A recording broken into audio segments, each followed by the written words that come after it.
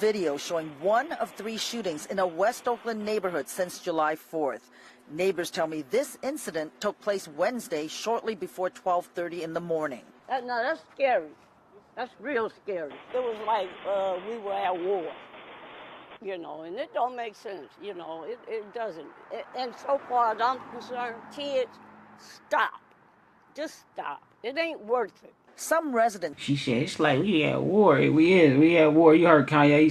We at war with terrorism, racism, but most of all, we at war with ourselves. Right? But them young niggas really do be out there, like, you know what I'm saying? And it's crazy. Like, I'm sure they not trained in weaponry, how to get down and this, that. That was just some weird, crazy shit. Like, somebody could have easily lost their life just from y'all trying to get down on somebody else. You see the car roll past and they got on the car, right? Started shooting at the car and whatever have you. But you seen was stepping in front of each other and all type of shit, man. Somebody could have easily lost their life.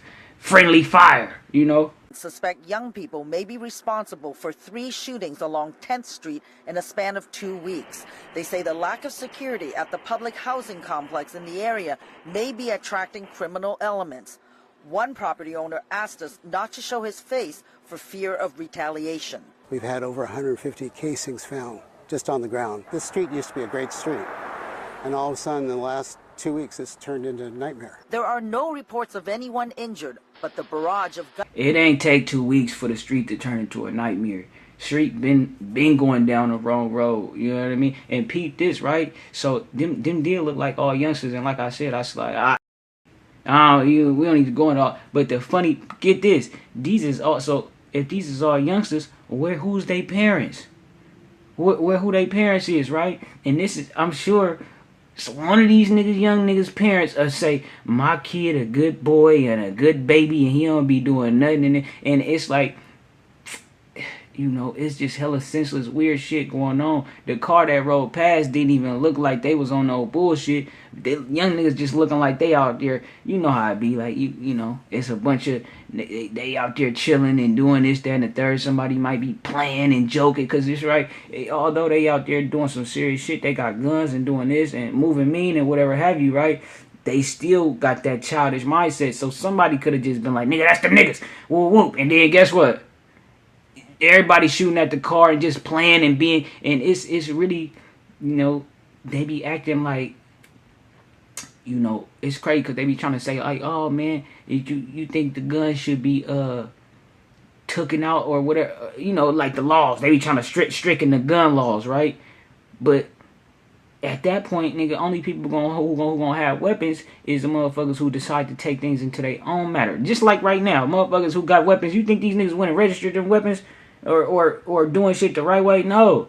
You know what I'm saying? Gunfire has left a trail of damage. No weapons. Salah Al-Badam shows me the 4 spots where his car has been struck by bullets from the shooting on Wednesday. His brother's car was also hit multiple times. Al-Badam tells me his vehicle is his livelihood. He's a rideshare driver. I'm so sad and I'm so mad. I'm so angry after that. I want to move from Oakland. Neighbors say the most recent shooting took place near Martin Luther King Jr. Elementary. It happened Thursday night, shortly before 10:30. I'm so upset, you know. We have kids, we have a family here, so we always worry about them when we go work. This father of 4 young children says gun violence in the area is escalating. What do you want the city to do? Just keep Oakland safe and take care of more. They have to work hard for Oakland. Oakland is a good city. They have to work hard for Oakland. But so peep this, right? All them shots and nigga ain't hit a motherfucking thing.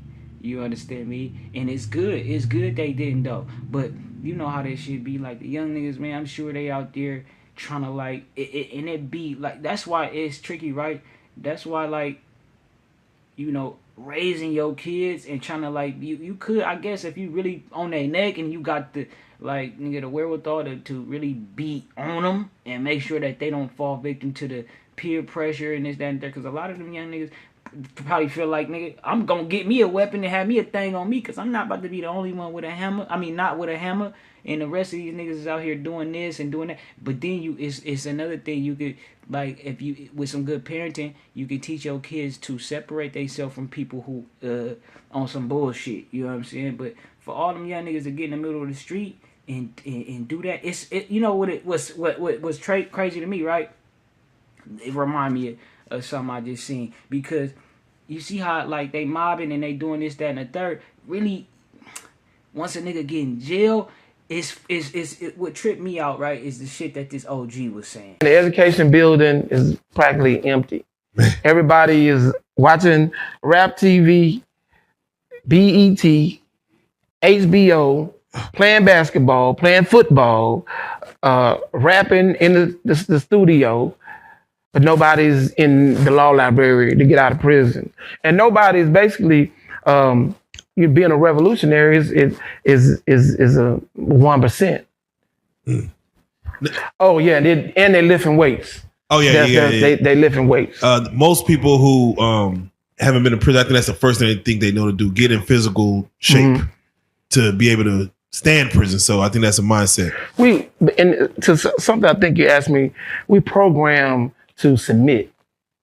Just like when the police come, we run. But I'm just the toughest dude in the neighborhood. You know, you got bodies, but when the police come, they run.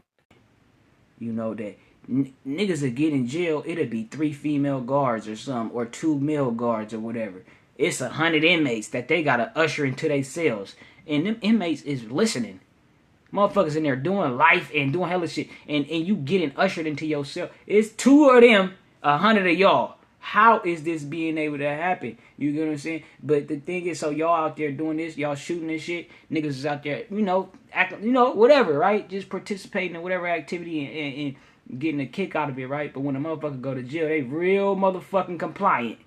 You know what I'm saying? That's the point of it. When a nigga get in prison, then these niggas is listening to 2 guards. But on the block right out there, motherfucker could have asked you to run to the store, go to get some chips. A motherfucker talking about he ain't no store runner.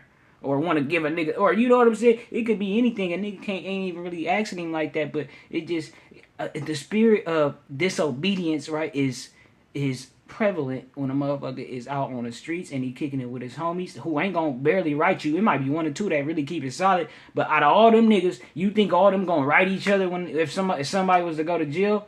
No disrespect to them niggas, but like y'all need, like niggas need to start thinking like, nigga, you out here chilling with these people. You know what I'm saying? And not to say y'all don't have, you know, whatever. It might be some love there. But, nigga, real love, nigga, is different. You know what I'm saying? Because your peoples wouldn't advocate for you to be on the block doing no shit like that. And they really love you. Your peoples wouldn't advocate for you to... And your peoples, I'm sure they probably told you to stop hanging around certain people. They can see... It's crazy, right? Like I was saying, parenting your kids is important. But it ain't really... It kind of ain't enough because you got these influences from the youngsters, right? A young nigga might be 300 like Chief Keef, and what I'm saying is like basically the young nigga might be demonically possessed, nigga, by a spirit. You know what I'm saying? And he, you know, just influencing the other youngsters around the way to do certain things. I done just seen it, bro. Like when young nigga probably got that spirit on him, you know, he mobbing and whatever, whoop, he get took out the way, whatever, whether he go to jail for a long time or it happened, right? That energy just transfer over to the next young nigga, and if not to 5, you know what I'm saying? It'd be 5 of them young niggas, and they out there it's just a trip, bro, to see this shit. You feel me? Like no, it's like, nigga, no regard for human life, nigga. No regard for other people's property. You ain't treating your neighbor like how you want to be treated. How the fuck would you feel? Somebody come to your street, shoot up your goddamn car. Now you gotta pay for these damages and shit, and all just hella other shit. You know, it's like, bro, you know, the situation they in ain't exactly their fault, because we know that the system got they foot on people's necks, right? To where, like, say like they parents, I'm asking where they parents at, but they parents is probably working fucking 24 hours a day. You understand me? And then it's just hella other. It's just the perfect storm for a lot of this shit to go on, and it needs to be explained. Like a motherfucker would just look at the youngsters or look at them like they just fucking ignorant or baboons or something like that. Like I be reading the comments like on the news clips, and it be hella racist motherfuckers in there like, oh, look at the usual suspects, or yeah, it's them niggas again, and it's like, well, you know, like really, if you in the 99%, you a nigga too. That's how the 1% look at your goofy ass. But guess what? They use you to like distract everybody else. Like the illusion of you thinking that you separate from somebody else's who in the 99%. Say for instance somebody who's white but is in the 99%, he might try to use his white privilege to kind of like distinguish between him and somebody who really from the inner cities. But the inner cities, right? If your suburb is close to an inner city, you in danger. You know what I'm saying? And you know, it's just an illusion, bro, of doing better. And it's an illusion of being separate when really the motherfuckers who separate, yeah, you know what they doing. Y'all niggas let me know what y'all